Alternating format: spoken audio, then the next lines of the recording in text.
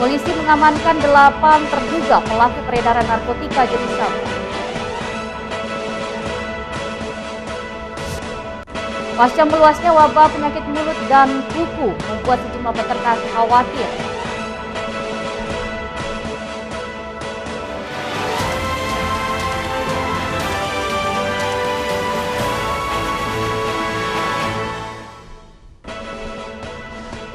Assalamualaikum, salam jumpa pemirsa iNews NTB kembali menjumpai Anda hari ini. Beragam informasi yang terjadi di Nusa Tenggara Barat akan kami hadirkan untuk Anda.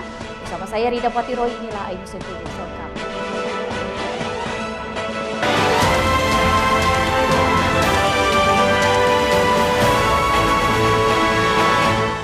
Pemirsa, mengawali perjumpaan kita hari ini, peredaran narkotika jenis sabu dengan modus penjualan spare part motor di wilayah Cakranegara diungkap Satuan Reserse Narkoba Polresta Mataram.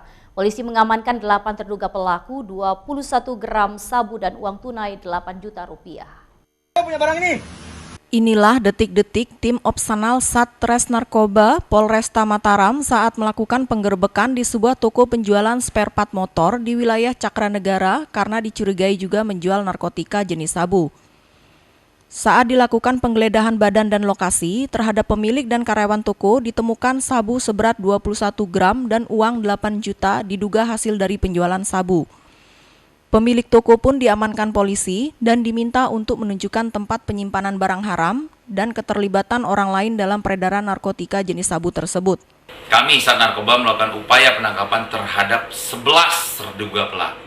11 terduga pelaku kami amankan, di mana peran masing-masing sedang kami lakukan upaya lidik dan kami interogasi. Bahwasanya memang ada kami amankan sekira 21 gram bruto narkotika jenis sabu. Sekira 8 juta lebih dana, yang informasi memang dana tersebut dari hasil penjualan. Yang sedikit kami sampaikan bahwasanya selain memperjualbelikan narkotika, yang bersangkutan menutup kegiatan usaha dalam hal ini. Istilahnya selain menjual narkotika, dia juga menjual alat-alat onderdil kendaraan roda 2.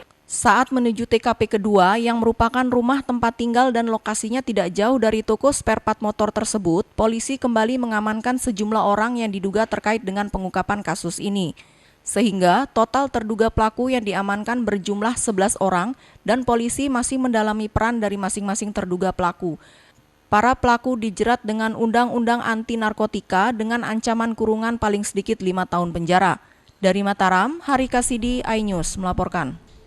Beralih ke informasi lain, pasca meluasnya wabah penyakit mulut dan kuku di desa Kelebu, Lombok Tengah, membuat sejumlah peternak khawatir dan menghimbau para peternak untuk mengikuti surat edaran yang dikeluarkan pemerintah terkait pencegahan penularan wabah PMK.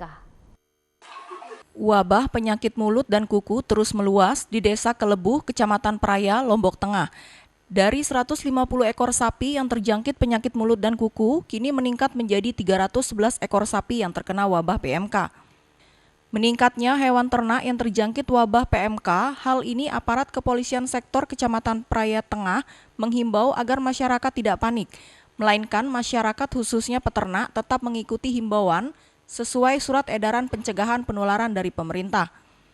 Selain itu, untuk mengurangi kekhawatiran masyarakat, Babin Kamtipmas juga ikut turun untuk memberikan edukasi ke masyarakat terhadap langkah dan penanganan yang harus dilakukan, terlebih juga mendata ternak yang memiliki gejala serupa. Kalau langkah-langkah lockdown, kita memang tidak memperbolehkan bagi yang punya kandang untuk ke kandang yang sebelah.